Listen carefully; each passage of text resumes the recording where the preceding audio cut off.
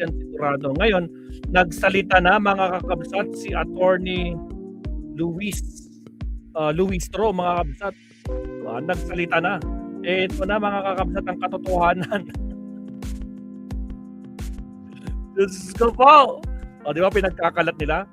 Dinurog, nilamon si Attorney Luis Tro. Ni defense daw season. Pinahiya daw, parang ganun daw. Yung mga pinapalabas sa mga garapata.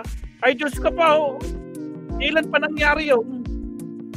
Seryoso? Ay kamote. Diyos ko po. Pero bago yan, so ayan na nga yung mga pinagkakalat nila. At ngayon, ito na-interview kanina lang, Mabsat. Kaninang umaga lang. Umaga pa naman, pero kanina lang, Mabsat. Ito, live interview ni Attorney Luis Tro. At pakinggan natin kung sino ang totoong basag. Alamin natin. Okay, sa mga bagong pasok, shoutout sa inyo. Huwag kalimutan mag-like, subscribe. Shoutout sa mga kasama natin. Nandiyan si Ilocanang mahilig sa politika, Gundam building at video games. Shoutout sa iyo, Kapsat. Nandiyan din si Arton Zala, si Daisy Cartas, si Arton Zala, saka sa lahat. Mega love shoutout. Okay, umpisa na natin to. Let's do this. Huwag na natin patagalin. Attorney Luis Tro, pasok. Ay nasa Zoom na po natin. Siya po yung kinatawan ng ikalawang distrito ng Batangas at syempre lead prosecutor sa impeachment trial ni Vice President Sara Duterte. Magandang umaga po sa inyo, Congresswoman. Good morning, ma'am. Good morning, Alvin and Doris. Good morning po sa lahat ng mga sumusubaybay ng ating programa. Anong ibig sabihin ba pag naka-fiery red ka, partner, on a Monday morning? Ano bang gusto mong sabihin na Congresswoman Jervil? Laban kung laban. Oo. Starting the week with the highest level of energy. Wow. Tama. Does this have something to do with the angle? Alam mo, may ibang media na nag-aanggulo na dinumina. Ang term pa, partner, nilamon daw ng abogado ng depensa ang lead prosecutor na si Congresswoman Jervil Luis Tro. Nabalitaan niyo po ba yan, Kong? Yes, and of course that is fake news. Fake news! We have to beware of fake news, no? Fake news, sabi ko Tayo, dito sa prosecution, we are representing the interest of every Filipino across the world. At hindi tayo papayag na lamunin ng buhay ang laban ng sambayan ng Pilipino. Agree. Pero sa totoo lang po, hindi naman kasi nangyari, partner, dininay na ni Congressman Terry Ridon, yung angling, magtataka, yung Sabi positioning, yung position sa media. Sabi ko nga sa iyo, start na yan ng strategiya. Pero media strategy. Correct. Is that how you felt about it, Congresswoman? Parang positioning ang nangyayari. Kanya-kanyang naratibo. Yes, and ever since, in-anticipate natin yan, yung mga SOCMED operation na yan. But what is clear to us, the prosecution team, our intention is to expedite the pre-trial conference, no? Klaro yun. And we were able to achieve that. Opo. So today is the continuation, partner. Correct. So today, marami-rami pa. Saka isa pa, si Attorney Luis Tro pa talaga ang lalamunin nyo. Imposible yan. Kung si Attorney Utragis, hindi na nakapalag dyan. Sila Digong, si Sara, lahat hindi nakapalag dyan kay Atty. Luis Tro. Diyos ko, Rudy. Tapos magyayabang nyo yung mga kinakalat yung pictures. Dinurog nila si Atty. Luis Tro. Ay, Diyos ko po, managinip kayong mga kumag kayong darapatang DDS. Bang kailangan isettle? Ano ba ang dapat isettle for today, Congresswoman? Almost all issues are submitted for resolution na ng impeachment court, no, Alvin? So, ang natitira for today is the continuation of marking of exhibits.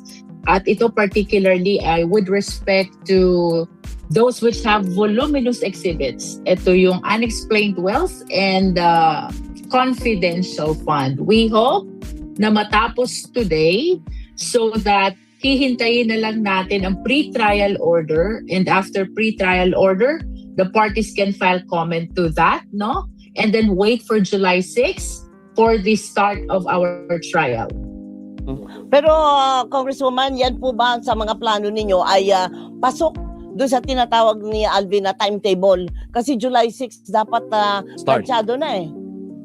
Definitely, Doris, no? At ito yung ating na-appreciate dito sa nagdaang first schedule ng pre-trial conference because we are aligned with respect to starting the trial on July 6, 2026. So certainly, Doris and Alvin, at sa lahat ng mga nakikinig, mag-uumpisa po ang paglilitis ng July 6, 2026. Opo, yan Wala ang nang inaasahan delay. natin. Pero alam naman po natin po pwedeng umakyat na naman kung saan sa korte. May Ako po, taktika. May mga taktika na ganyan. Playing Kasi tactic umpisa nila. na nga Bakit po mga ng duwag. pag-i-estratehiya. Yes, that's correct. But nonetheless, we are very much positive, no? Kasi binanggit din to ng ating clerk of court during the conduct of PTC na mag-uumpisa ng July 6, no?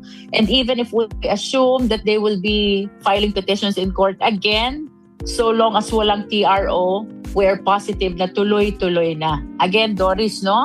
Ang Opo. grounds natin ngayon are almost similar to the first impeachment back in the 19th Congress. Ibig sabihin po, napakatagal na nang ipinaghihintay ng sambayanang Pilipino. Opo. And that is our intention, to move forward sa trial na itong impeachment complaint na ito. Siguro ang point ng question ni Doris, Congresswoman, is wala na pong ibang paraan Oh. na madidelay ito. Kumbaga sure na tayo na magsisimula yan July 6. Hindi na pwedeng gawa ng paraan kasi baka makasingit na ma-delay. naman yung Oo any nga delaying tactic. Hindi na naman Yun na magsisimula nga. July 6.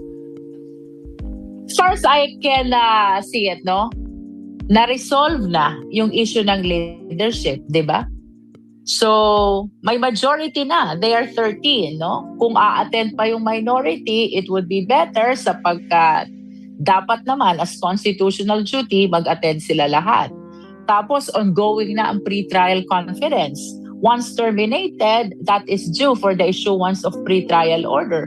So I don't see any reason anymore kung bakit madidelay pa ang trial nitong articles of impeachment, no? Oo. As a matter of fact, kamukha ng nasabi ko kanina, it was mentioned in passing also during the conduct of PTC ng ating clerk of court na mag-uumpisa talaga tayo ng July 6. And even during the past interviews of SP Win Gatchalian, lagi niyang sinasabi na July 6 ang start, no? So, again, dahil okay na yung issue ng leadership, may majority na, duly elected na si SP Win, ongoing ang conduct ng PTC, aligned ang defense, ang prosecution, at saka ang clerk of court with respect to July 6, I don't see any reason kung bakit maaantala pa ang trial nitong impeachment complaint. Eh, paano po, Congresswoman, kung sabihin planchado na lahat, pero pagdating ng araw, ay may sakit po yung aming lead abogado? Oh, that will not be possible, no? Kasi ang dami nila, no? I think they are 10 lawyers from the defense team. So kung meron mang mga reasons why the lead counsel cannot appear, of course the other counsel can appear. That's the purpose of having a number of lawyers, no? In the same way that dito sa prosecution, the absence of one should not halt or delay the proceeding of this impeachment trial. Gaano, nabanggit mo yung marami sila. Gaano karami ang abogado o abogada ni Vice President Sara Duterte? Na-curious tuloy ako. How many lawyers have you seen representing the Vice President? Ang nakita ko during the PTC na nag-appear, siguro around 10 10. lawyers. Ay, Yes. Wow. Ay, hindi pa ganun karami yun. Aha. Pag umabot And ng then, 50 yeah. yan ang marami. Nahiya pa. Sometimes hindi rin maganda yung sobrang dami, no? Kasi communication-wise, hindi tama, na kayo masyadong coordinated, no? For the prosecution naman, of course, we are 11 from the House and 10 from private prosecution team. So we are a total of 21. 21. Oo, marami-rami din. So, Congresswoman, ito pang ganitong klaseng kalaki, ganito ka-high profile na kaso, ang labanan talaga dyan ay sindakan. Di lang po sa dami ng abogado, pero yung mga debatingaw, yung talagang kilala sa... si Lorna Kapunan ba masisindak mo? Si Laila de Lima ba masisindak mo? Sige nga. Hindi mo mabubulsalan ang mga bunganga ng mga ate ko na yan. Nakakatawa talaga mag-fake news na mga garabatang to. Oto, nilamon ng buhay si Luis Tro ng defense team mo. Tragis kayo mga garabata kayo. Fake news pa more, anak kayo ng kamote. Ganun po ba yan, Tayo, Congresswoman? ngayon, naninindigan, Doris, no? Wala yan sa sigawan, no?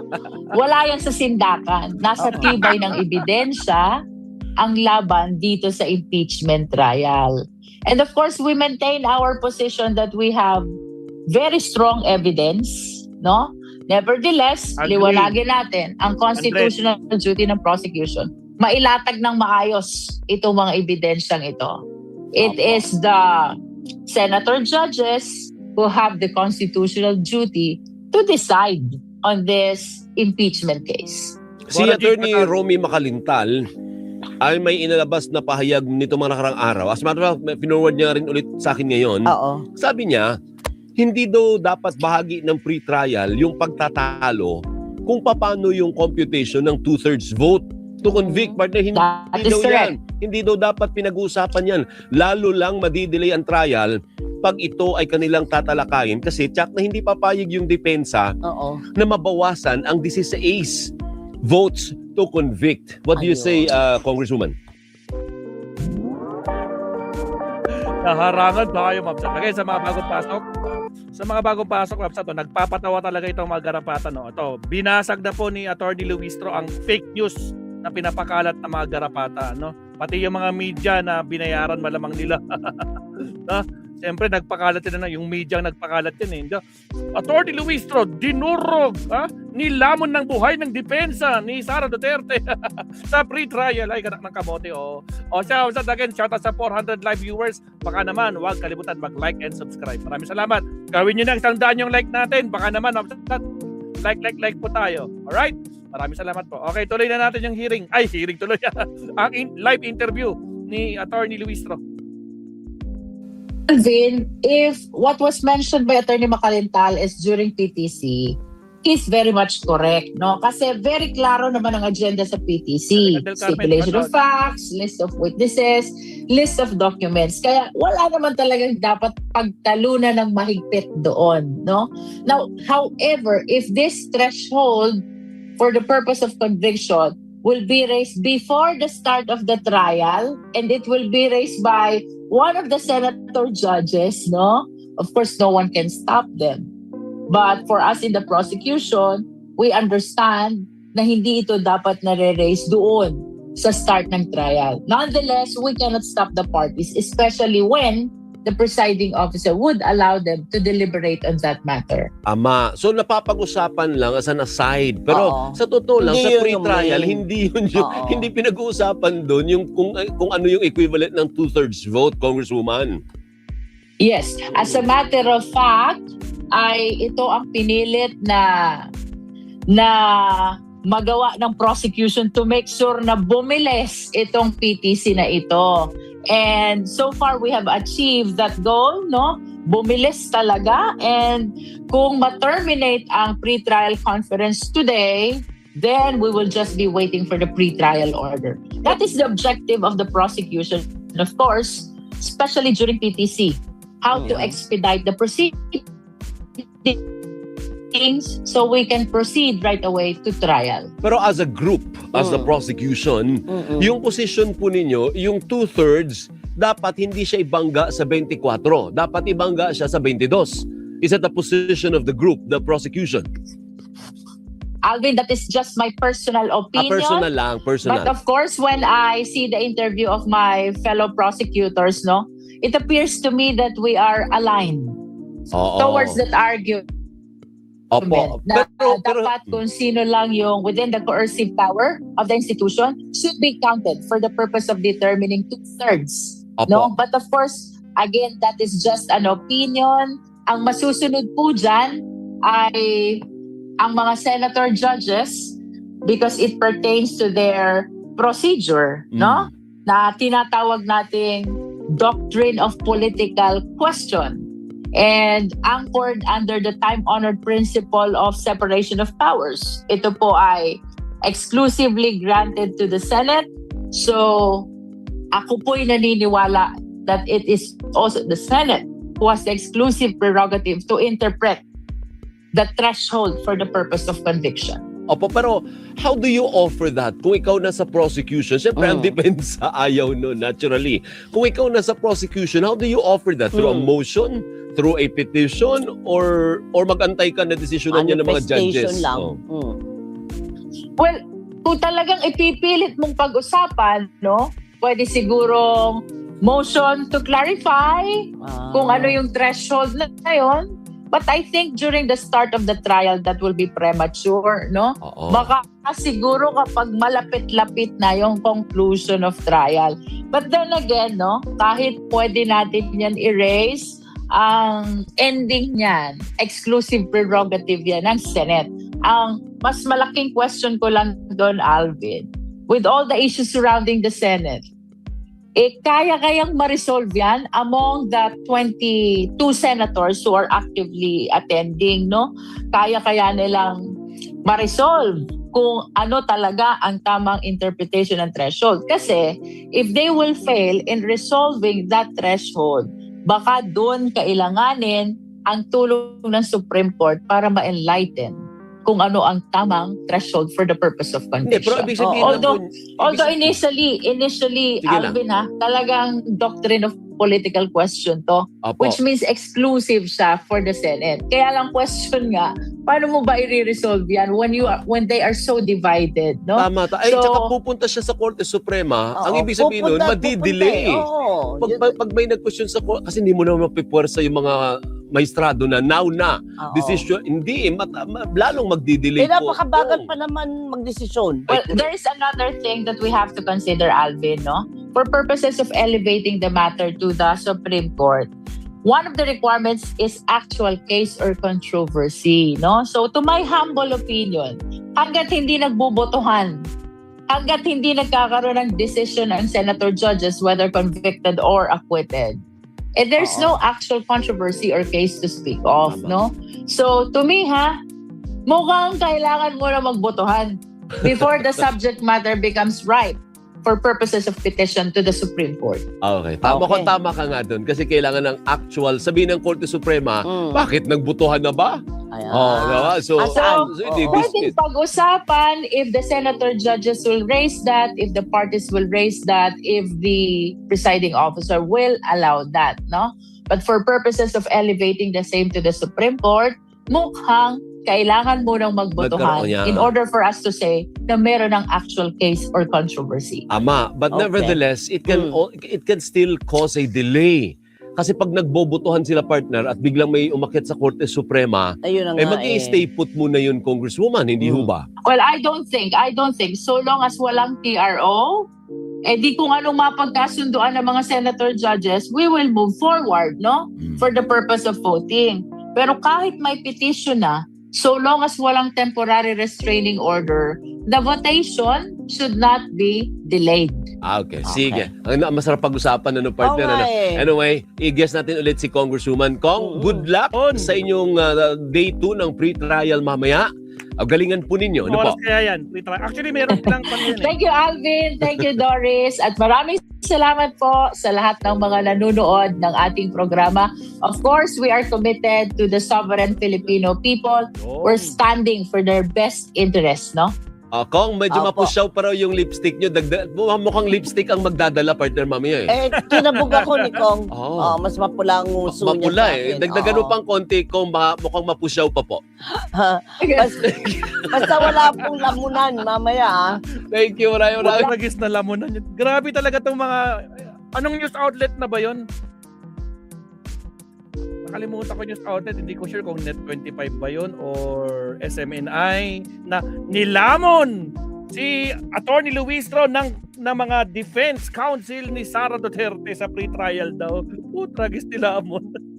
Pinakalat na rin ng mga vloggers sila na talagang napahiya daw si Attorney Luis Tro. Parang naging kamote daw siya doon na hindi daw niya alam ang pinagsasabi niya. Ganun, anak ng kayo mo. Si Attorney Luis Tro pa talaga. Anak kayo ng mga garapata talaga sa amo nyo. Putragis kayo. O siya, I think merong press con sila ngayon. Pero I think patapos na yun Kung hindi, mag-subtopic tayo na. Pero silipin lang natin. Countdown muna tayo. Again, shoutout sa 600 plus live viewers. Huwag kalimutan mag-like and subscribe. Maraming salamat po. Countdown muna tayo saglit. Here we go. Bye.